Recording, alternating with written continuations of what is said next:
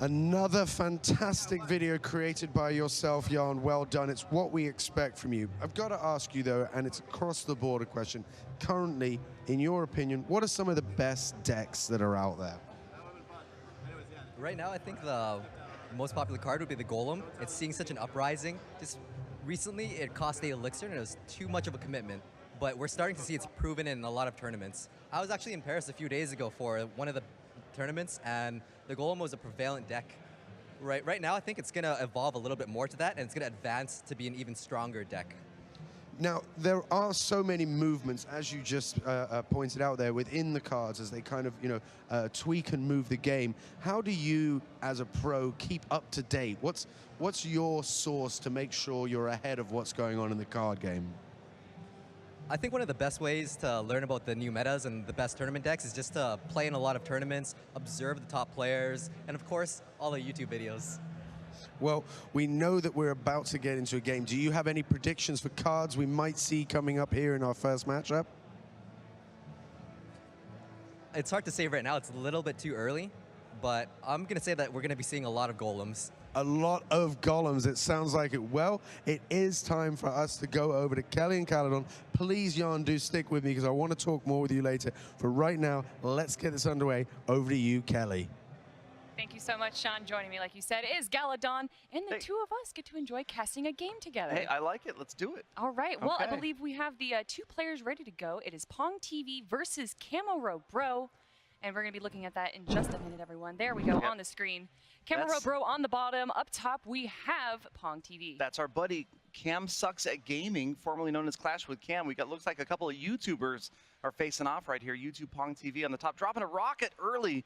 Is going to get good value, taking out the Musketeer and damage on the tower. We got that Hog Rider on the left side. Maybe get no hit onto the tower though. Exactly what we were looking for. There's the graveyard Pat was talking about. Love to see that. Good counter is the Skeleton Army, but it was zapped away really quickly. So you got the Princess on the right-hand side. A lot of damage from Cam on that left tower, and now here comes the counter with a Hog and the Mega Minion. And why the preemptive log? Oh. That was a beautiful log. You see the log drop right as the Skeleton Army went down, and Cam suddenly, just shockingly, loses that tower so fast. And that's the tough thing about trying to counter a Hog Rider with a Skeleton Army. It can so instantaneously be taken out by cards like Zap, Arrows, or the log. We have a little bit lull in the action right here, and two cards not shown, or one card for each player not shown yet. Oh, and there we go. We got an Ice Golem at the bottom and a Princess up top.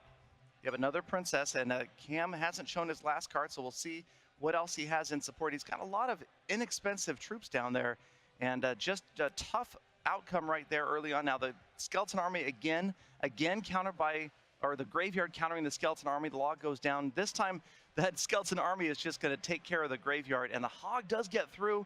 He's switched to push on the other tower, even though the left tower was down by about 700 hit points, and now both towers are about even. Only a minute left for Cam to try to get something going and get a tower back. How can he shift it? How can he move the aggression now? All Pong has to do is be a little bit defensive, and then he's going to win the game. It's tough, yeah. So Cam trying to protect that right tower. That's part of the reason he pushed down the right-hand lane, maybe hoping to catch Pong off guard right there. But with less than a minute left, that Princess is going to probably cross lane. Nope, she's going to get focused on the graveyard spell. Again, countered by the Skeleton Army. Cam trying to come down the left-hand side. The log, and look at the Hog get frozen by the Ice Spirit as well. That is tough. Now, I keep seeing these preemptive logs, and I've seen it in issues where you go up against a Skeleton Army, it kills them all, and then on the right side, we saw it go up against 3 heavy units that didn't get killed. Do you think that you have to use the log to prioritize just pushing heavy units back, or to kill all the small units? It's super versatile. I mean, it can one-shot Princesses at this level. It can push units back, like right there, you saw the Ice Golem and the Musketeer get pushed back. You got the Princess cross lane trying to defend from the right down to the left. Cam just about to take that tower down, and he's got it. He tied it up with 12 seconds left, so close. But now Pong had the Elixir to drop the Hog in. There is again the log, and just about wiped out that Skeleton Army, but the Hog didn't really get there. No. Time is going to run out. We're going to go into overtime. And it looks like, again, super close. See how this graveyard does. We still don't have that last card from Cam. What do you think it could be? There's the Ice Wizard. Ice Wizard is Pong's last card. That Hog Rider trying to get in. Cam, I don't know if he's got a rocket in his pocket or what down there is that last card. A lot of times if you don't see a card that long, it could be something like that. They're waiting for that clutch moment to drop it, and it's the Inferno Tower. So he does pull the Hog Rider off the tower that time. gets the Skeleton Army. It doesn't get countered this time, and that protects that tower. And now, suddenly, Cam has got the commanding lead right here, 1,000 hit points further down on that right lane tower. You know, it's surprising. PongTV just had such a strong lead and was able to do a lot of preemptive logs that seemed to be advantage to him. This is a big push right here, though. The psychic attempt at the log didn't get there, but that hog almost got the job done. Cam's got the graveyard down, and the Mega Minion, not the ideal counter. Princess is working hard. You can see the graveyard not really making it to the tower, still stuck at 798. And now we're down to 2 minutes left in overtime. Ooh, we got that Musketeer in the bot and an Inferno Tower. Hog Rider's going to go straight for that Inferno Tower, though. That was a brilliant placement. That was great by Cam to get that Inferno down early so that the Hog didn't lock onto the tower. And that makes a big difference right there late in the game. When you're able to drop units in that center spot, it is super tough unless you're ready to counter immediately. So the graveyard trying to get the units there, but it looks like Pong has countered that graveyard each and every time during overtime. That log by itself, he was hoping to catch something like the Skeleton Army, but that log didn't happen that time. Inferno down, there's the Skeleton Army. And that Hog Rider is going to be tough. If it gets in there, even one shot, it's making a big difference. 376 left on Cam's tower. And uh-oh, here it comes. The rocket in his pocket. And that was the rocket in the pocket. It was in the other player, and Pong grabs the win 2-1 with that last second rocket. Congratulations to Pong. And I think we're actually going to toss it back to Sean and Yarn for some comments about that game. Well, indeed, we said a very, very interesting matchup there. And you pointed it out to me, Jan, that there was a tower taken down in under a minute. How much do you think that affected the flow of the game? It was really unfortunate. I mean, with Pong just knowing how to control and count the elixir and the card rotation of everything, he just knew to send in the Hog immediately to take it out. And so, when you see that, what would you give as advice to kind of keep in the game in that moment?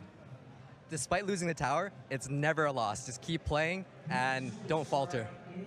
Well, there's going to be lots more action, and we have actually heard that one of the players only needed 15 minutes to come top of that first group. So that's Tiam Dieo, I believe a player that you know or have heard of. So looking forward to hearing more there. But for now, we're going to go up to Kelly and have a look at some top 5 gameplay.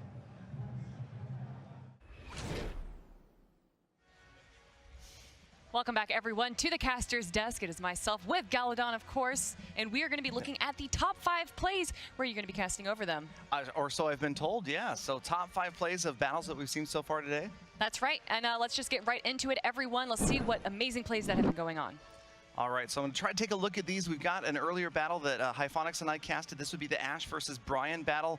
And you see that Ashe's Golem goes down the left lane, not countered at all, completely ignored by Brian. And that is going to enable Ashe to grab that second tower, even though Brian is coming back. Great counter to the graveyard, and he grabs a tower. But Ashe, in the meantime, grabs that second tower, ends up taking this one 2-1, with the Golem just kind of serving as a lesson. Any troop like that left by itself, not countered at all, even low DPS is going to take out a tower. Then right here we've got Hobbs versus Strix. We saw this one earlier. You can see that Royal Giant trying to get in there, and the Giant Boulder, he had finally got it in as a pair during overtime. Hobbs right here, and you can see that Giant is going to get to the tower and just takes a couple of shots. Not quite going to finish off the tower, but the arrows did it, and that was that game right there. For the third play, you can see here, there's a Lumberjack trying to sneak in behind the Golem. The Golem off to the left. Second Furnace trying to distract that Golem, pull it away from the tower. It eventually gets there, and as Golemites under rage, one solo Golemite grabs that tower, and that's the win for Clyde right there. This next replay, we've got the Golem again moving in. You don't see this as often. Hog Rider Golem. The Hog sneaks in behind the Golem, grabs that tower despite the fireball, and that was a tie right there. Agile Poet tying it up 1-1 as that game went into overtime. Eventually, you can see right here, well into overtime on the right-hand side, you've got that Mega Minion countered by another Mega Minion, but the Hog Rider from the middle grabs that tower. That middle deployment is always super hard to stop. And then we've got another one. This was the YouTuber battle right here. Camarobro Cam doing his best to try to hold off PongTV, but the rocket in his pocket, that is a tough way to lose. But Pong grabbed the win right there, well into overtime. We've seen a lot of plays today, and we've seen a lot of cards. To go more into the cards, let's go to Godson. Thank you, Kelly. If you guys are like me and you want to get that golden trophy and that cash prize, I have 4 cards that are really good that can help you out. They're my favorite. I have the Giant, my #1 card. He's a meat shield. He can break through defenses, and he can get in there and take out towers really well. So you need the Giants because they're good meat shields. The Hog Rider, he is really fast. He can jump over rivers. He's really good at getting to towers and taking them out really fast. So you need Hog Riders, and he has a partner in crime. The Goblins, they have concealed weapons, and they shank people with it. So what more do you want? Use Goblins to take out troops really fast like Giants if they're coming with you at meat shields. And the Zap, you need Zaps if you have waves of enemies coming at you. It's good to zap them and to take them out really quick with zap weapons. So you guys, I have a tip and tricks video for you. If you want to check out more tips to help you out, check it out. What is up, guys? This is Godson bringing you a quick tip in Clash Royale. So in the game there are many types of decks, but knowing which ones are right for you can be difficult. So as an example, here are 3 deck types that are commonly used inside the game. We have a spawner deck, a cycle deck, and a control deck. Spawner decks are usually decks that comprise of troops that are spawned from barracks or any types of cards that produce troops. They usually flood the enemy and overwhelm them in numbers. Cycle decks are usually low-costing decks that keep the enemy on their toes as you cycle through troops, sometimes faster than your enemy can defend. Control decks are usually powerhouse decks with cards like Golems, Lava Hounds, or Giants, and you will typically see cards placed behind these meat shields so that they can push harder for the tower. There are many types of decks to choose from, so whatever deck you choose, make sure it's right for you and fits your playstyle.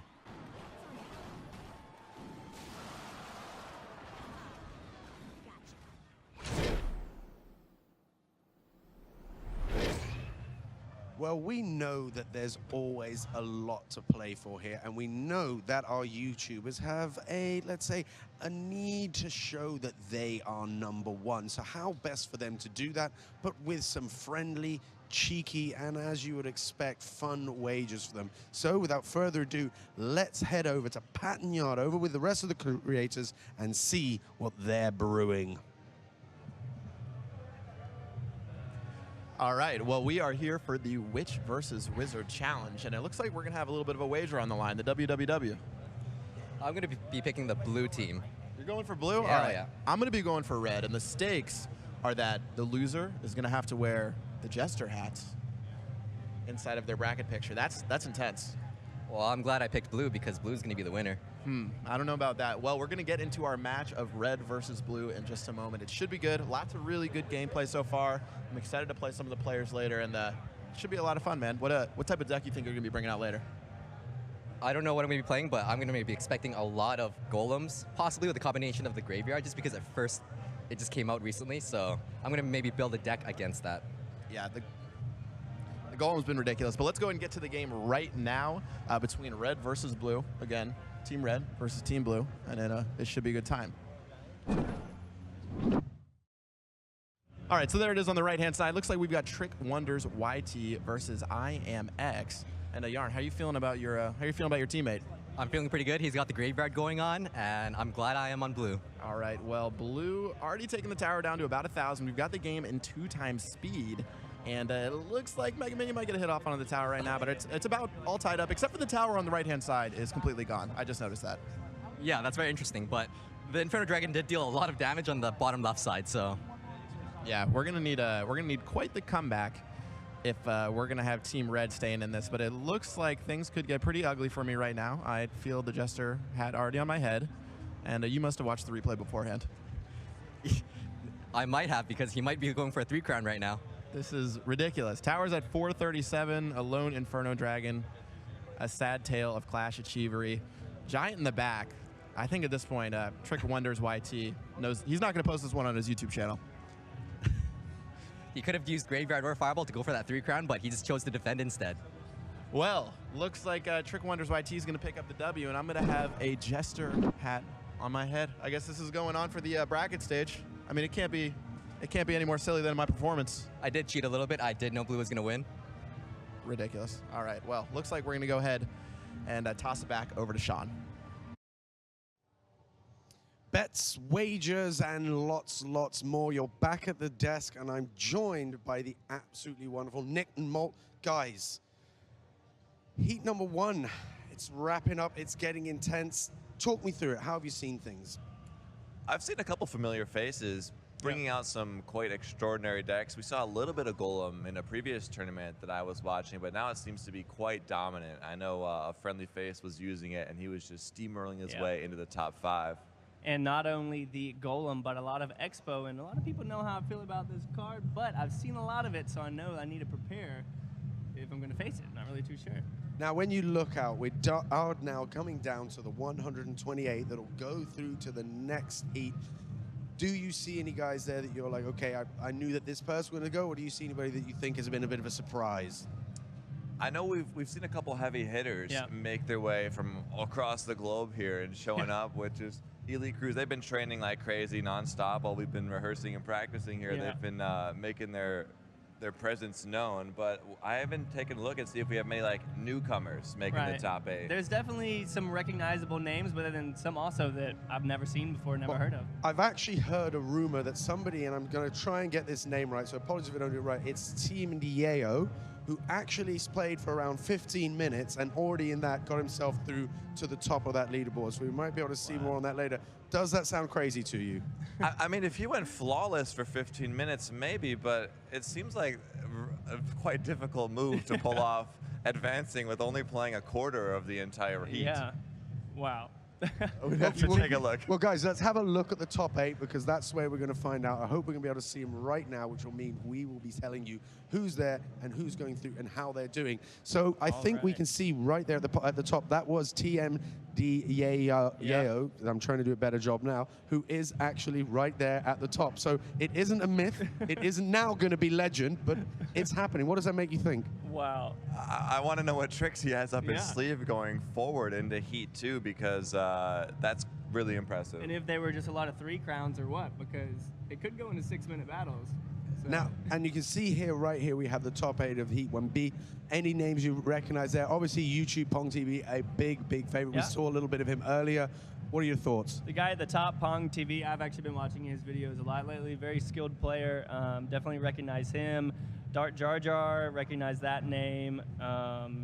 But then there are a few that I just have no idea, so which is really cool to me because I don't know how their play style is going to change from what they've done in Heat 1 to Heat 2. So it's going to be anyone's game. Absolutely anyone's game, but I will ask you, because you are our absolute champions here, you're 8 of the best, are you beginning to feel a bit of the nerves and the pressure? It's the one thing was we knew there would be these heavy hitters coming in, and we're like, well, maybe they'll just get drowned out because there's so many people competing here, but it looks like we're going to have to end up facing them if they continue with the success they've shown in Heat 1. Yeah, but it is really good to see names that we haven't seen before and see underdogs come in with play styles that we're not expecting or that we've never seen before.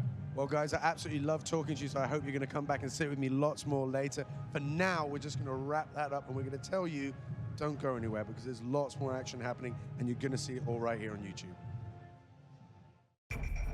Ladies and gentlemen, boys and girls, we are coming back here live to you with Heat number 2. Yes, indeed, you can see them there in front of you. The players that have feverishly been working their way, hoping, judging, and timing their perfection wins to get themselves up to the 128. You can, of course, never have enough gold and gems and all that good stuff that you need to play Clash Royale. So make sure you head over to Google Play where you can get yourself involved in that, where there's all sorts of exciting special King's Cup deals that are being activated today for you that are watching at home. I said it before, 128 are now left over, looking for that chance to be going head-to-head with the 8 YouTubers. It's almost time. It's going to get underway, and I can tell you that Kelly has a lot more to say about the day's proceedings. Over to you. Welcome back, everyone, to a quick hourly update where we're going to be looking at a bit of the information of where we are in Heat 1. I believe 128 players are moving on now to Heat 2. Korea is #1, which in the world of esports isn't too surprising. And make sure that you guys let us know on Twitter with #KingsCup what you think about the tournament that's going on. That's it for the hourly update, everyone. Now let's head back to the Creators Lounge. Hey, guys. Oh, wait, hang on. No. Thanks, Kelly. So, as you guys know, we've just wrapped up Heat #1, and we're going to be bringing you the rules and breakdown for the remaining heats as we advance on to the top 8. Yeah, and after this heat is done, this is Heat #2, Nick. After that, we're going to go ahead and go to Heat 3, where it will narrow down to the top 8. to the top 8, which will move on to the round of 16. So we've got 3 heats that are 1 hour each. The first one is done. The second one's underway. They're going to follow standard tournament rules. And then what happens to those lucky 8? Well, Nick, it's funny that you should ask because the top 8 will move on to the round of 16 in square-off against us, the YouTube All-Stars. Well, you'll be facing yours truly, but that's going to do it for the rest of the format of the tournament. We'll send it back over to Sean.